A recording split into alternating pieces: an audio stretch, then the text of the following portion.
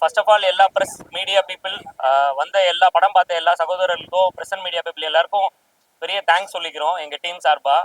So இவ்வளோ ஒரு positive response இருக்கும் நாங்கள் எதிர்பார்க்கவே இல்லை. ஏன்னா படம் பார்த்துட்டு வெளியே வந்த எல்லாருமே படம் ரொம்ப நல்லா இருக்கு, சூப்பராக இருக்கு, நாங்கள் எதிர்பார்க்கவே இல்லை. புது கான்செப்டாக இருக்கு அப்படின்னு சொன்னதாகட்டும், இந்த கான்செப்டை உள்வாங்கிட்டு அதை அவ்வளோ தெளிவாக புரிய வச்சிங்க அப்படின்னு சொல்றதாகட்டும், இந்த மாதிரி படம் வந்ததில்லை தமிழ்ல அப்படின்னு சொன்னதாகட்டும், எல்லாமே எங்களுக்கு ரொம்ப உற்சாகமா இருக்கு. இந்த ஒரு அப்ரிசியேஷன் நாங்கள் எதிர்பார்க்கவே இல்லை. ஸோ ரொம்ப ஹாப்பியாக இருக்கும். இதே மாதிரி மக்கள்கிட்ட இந்த படம் போய் ரீச் ஆகி மக்களுக்கும் இந்த விஷயம் நல்லா எவ்வளோ சீக்கிரம் முடியுதோ ரீச் ஆகி இந்த படத்தை தேட்டரில் வந்து பார்த்து எக்ஸ்பீரியன்ஸ் பண்ணுவாங்கன்னு நாங்கள் நம்புகிறோம். தேங்க்யூ. அதே மாதிரி இப்போ படம் பார்த்த ஒரு 4-5 பேர் வந்து காளி அண்ணனுக்கு வந்து நேஷனல் அவார்டு கன்ஃபார்ம்னு சொல்லிட்டு போயிருக்காங்க.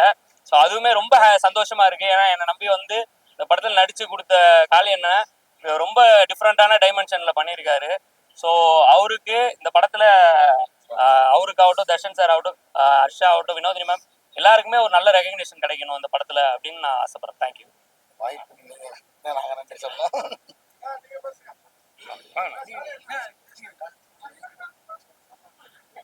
எல்லாருக்கும் வணக்கம்.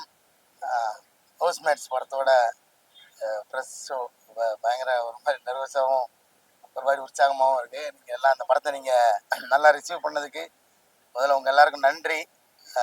இந்த ஹவுஸ்மேட்ஸ் படத்தை ஹவுஸ்ஃபுல்லாக ஆக்க வேண்டியது உங்கள் கையில் தான் இருக்குது. ஏன்னா நீங்கள் எப்பவுமே ஒரு நல்ல படத்தை வந்து அவ்வளோ சாதாரணமாக விட்டுற மாட்டீங்கன்னு தெரியும். இதில் வந்து ஒரே ஒரு ரெக்வஸ்ட் மட்டும் வந்து டைரக்டர் சொல்ல சொன்னாங்க, அவர் சொல்ல மறந்துட்டாருன்னு நினைக்கிறேன். அவர் திரும்ப சொல்லுவார். இந்த படத்தை நீங்கள் இவ்வளோ உள்வாங்கி பார்த்து அதுக்கான ரியாக்ஷன் தெரிவித்ததுக்கு முதல்ல உங்கள் எல்லாருக்கும் நன்றி தெரிவிச்சுக்கிறேன். Thank you so much.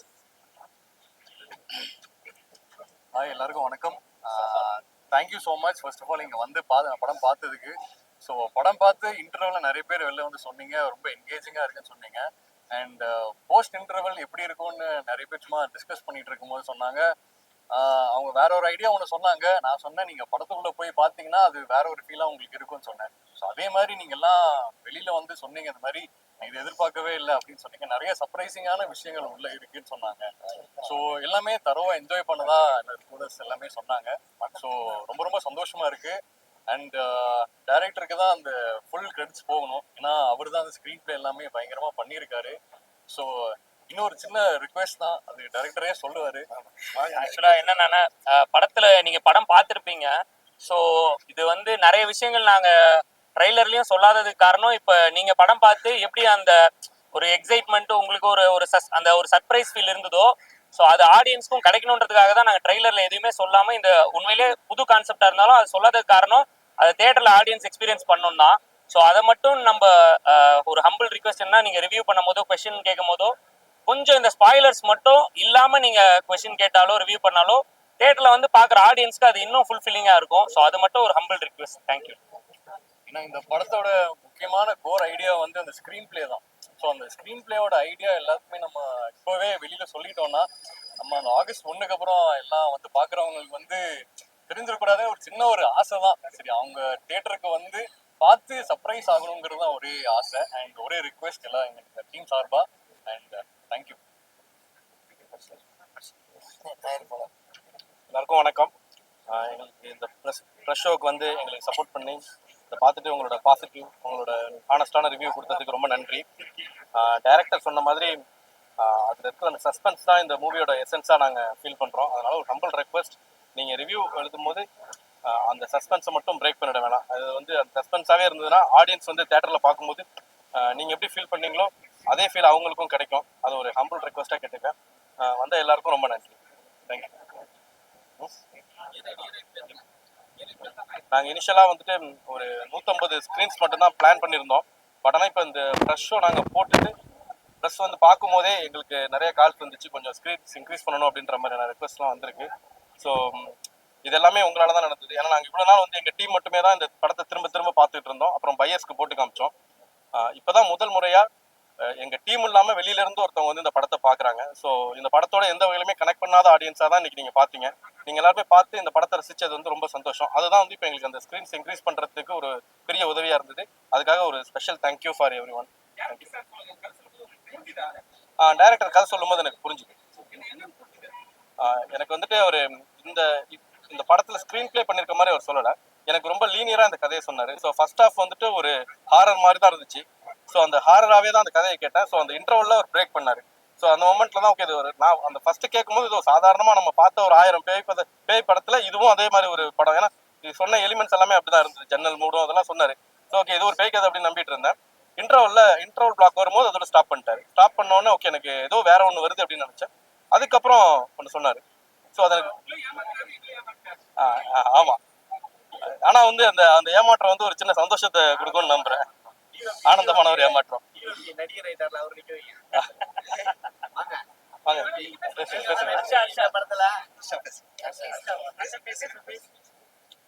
எல்லாருக்கும் வணக்கம்.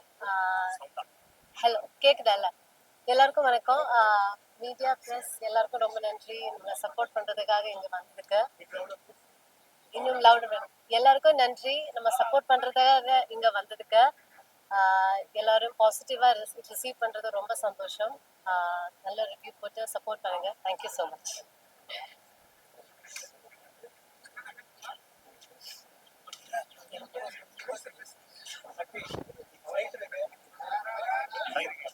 தேங்க்யூ வந்ததுக்கு எல்லாரும். இந்த படம் வந்து ஃபுல்லாக ஒரு எல்லாருமே நியூ, இதில் நிறைய டெபியூட்டன்ஸு. ஸோ இது ஒர்க் ஆச்சுன்னா, இது ஹிட் ஆச்சுன்னா இவங்க எல்லாருக்குமே வந்து அவங்களோட கெரியரில் அடுத்த ஸ்டெப்பு போகிறதுக்கு ஒரு பெரிய ஸ்டெப்பிங் இதுவாக இருக்கும்.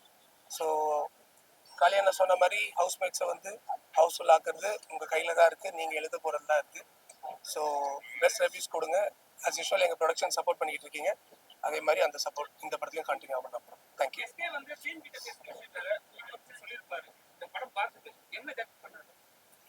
இல்லை, இந்த படம் நாங்கள் பார்த்து முடிச்சோன்னே நீங்கள் எல்லாரும் பார்த்துட்டீங்க. அந்த மின்சாரம் மீது எபிசோட் பார்த்துருப்பீங்கன்னு நினைக்கிறேன். ஒரு பாட்டோட எபிசோடு ஒன்று வரும், கரண்ட் வச்ச ஒரு எபிசோடு வரும். அந்த எபிசோடு அவருக்கு ரொம்ப பிடிச்சிருந்துச்சு. காளி அண்ணா கூட சொல்லிட்டு இருந்தாரு, எனக்கு ஃபோன் பண்ணாரு, ஒரு பாட்டை பாடினாரு, ப்ரெஸ் மீட்ல சொன்னார் இல்லையா, அந்த எபிசோடு தான். அது நாங்கள் ரொம்ப என்ஜாய் பண்ணோம். அண்ட் ஓவரால் அந்த படத்தோட ஐடியாவும் எங்களுக்கு ரொம்ப பிடிச்சிருந்துச்சு. அன்னைக்கு பார்த்துட்டு அதுக்கப்புறம் இந்த படம் பண்ணலாம். எப்படி பார்த்தாலும் இவர் வந்து இல்ல படம் பார்த்தாரு. பார்த்ததுக்கு அப்புறம் அந்த கண்டென்ட் ஐடியா பிடிச்சனாலதான் இது படம் பிரசன்ட் பண்ணேன். ஆக்சுவலா நாங்க இதை பண்ண போறோம், தர்ஷனுக்கு அவருக்கு நல்ல சாப்பிட்டு ஆடினாரு. ஆமா, இந்த படம் பண்ண போறோம் தர்ஷனுக்கு நாங்க அப்புறம் தான் சொன்னோம். முதல்ல அவங்க ப்ரொடக்ஷன் டீம்ல தான் பேசி.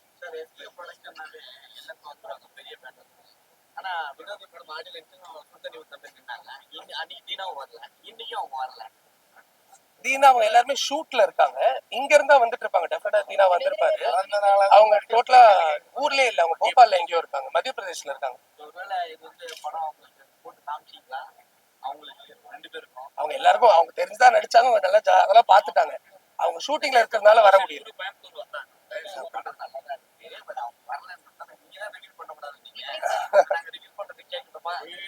அதை விட தேங்க்யூ. அடிச்சுக்கிட்டே இருக்கிறீங்க, வாங்க முன்னாடி வாங்க. நடிகராக இருக்காரு, வாங்க முன்னாடி வாங்க. சரி சார், நல்லாதான் பண்ணிருக்கீங்க. அவங்க நல்லா வேரியேஷன் காமிச்சிருக்கீங்க. சொல்லுங்க. இந்த மாதிரி இதுல கூட இல்ல, தலைவர் தலைவியில பாத்தீங்கன்னா அந்த படத்துல கொஞ்ச நேரம் பயங்கர அங்கதான் எனக்கு ரொம்ப பிடிக்கும். நீங்க தான் நன்றிண்ணே. மாதிரி இருக்கிறது சம்பளம் முதல்ல சம்பளம் ஜாஸ்தியானு கேளுங்க, அப்புறம் இதெல்லாம் கேக்குறேன். இன்னும் ஆகல, இனிமேலாவது ஆகுமான்னு நீங்க தான் சொல்லலாம். நீங்க தான் ஆக்கணும். ரொம்ப நாள் கழிச்சு இல்ல, முதல் முறையா அவங்களோட ஜோடி சேர்ந்து நடிச்சிருக்கேன். அது ரொம்ப நாள் கழிச்சு இல்ல. அவங்க வந்து எனக்கு அவங்க தியேட்டர் நாடகம்லாம் பண்ணிட்டு இருக்கும் போது இருந்து நாங்க ரொம்ப நல்ல ஃப்ரெண்ட்ஸு. அவங்க கூத்துப்பட்டில் இருக்கிற போதே நான் வந்து எனக்கு நல்லா பழக்கம். அவங்க நிறைய படத்துல நடிச்சிருக்கோம். ஆனால் காம்பினேஷனாக இல்லாமல் இருந்துச்சு. இந்த படத்துல ஃபுல் அண்ட் ஃபுல் அவங்களோட காம்பினேஷன் இருந்துச்சு. எங்களுக்கு ரொம்ப ஈஸியா இருந்துச்சு. ஒரு ஒரு ஸ்க்ரீனை வந்து ஷேர் பண்ணிக்கிறது ரொம்ப ஈஸியா இருந்துச்சு அவங்களோட.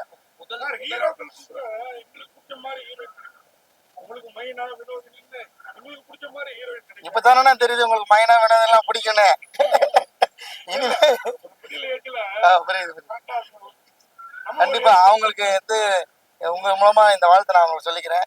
நீங்க வந்து அவங்க மேல தீவிரமான ஒரு ரசனையில இருக்காரு கார்த்தி அண்ணன்.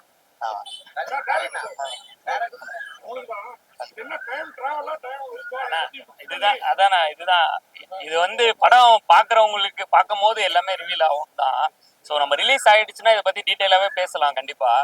ரிலீஸ்க்கு முன்னாடி தான் இது எல்லாத்தையுமே நம்ம கொஞ்சம் ஏன்னா எப்படி உங்க எல்லாரையும் ஏதோ ஒரு வகையில இந்த படம் சர்ப்ரைஸ் பண்ணியிருக்கோம் ஒரு இடத்துல. ஸோ அந்த சர்ப்ரைஸ் ஆடியன்ஸ் கிடைக்கணுன்றதுக்காக தான் ட்ரெய்லரை நாங்கள் ரொம்ப யூஸ்வலாக, ஏன்னா எவ்வளோ பேர் ட்ரெய்லரை வந்து பார்த்துட்டு கமெண்ட்லேயே வந்து அதை வந்து ரொம்ப ஒரு மாதிரி இது யூஸ்வலாக வந்த இன்னும் 100 படம், அதுவும் வந்து எஸ்கே ப்ரொடக்ஷன்ஸ்ல இந்த ட்ரெய்லர் வந்தது வந்து அவங்களுக்கு டக்குன்னு அக்செப்ட் பண்ணிக்க முடியல. ஏன்னா கொட்டுக்காளி மாதிரி, குரங்கு பெடல் மாதிரி, கனா மாதிரி அவங்க வேர்ல்டு ஸ்டாண்டர்ட்ல படம் பண்ணிட்டு என்ன ஒரு ஹாரர் காமெடி பண்றாங்க அப்படின்னும் போது அது அவ்வளோ நெகட்டிவ் கமெண்ட்ஸ் வந்தது. அது எல்லாத்தையும் ஏன் நாங்கள் தெரிஞ்சே டாலரேட் பண்ணோம்னா இந்த சர்ப்ரைஸ் ஆடியன்ஸ் தியேட்டர்ல வந்து என்ஜாய் பண்ணும் அப்படின்றதுக்காக தான். ஒரு படம் ஹிட் ஆயிட்ட பிறகு ஒரு ஹீரோ இருப்பாங்க, அதை தாண்டி பெரிய ஹீரோ போவாங்க. ஏன் அது போறாங்க?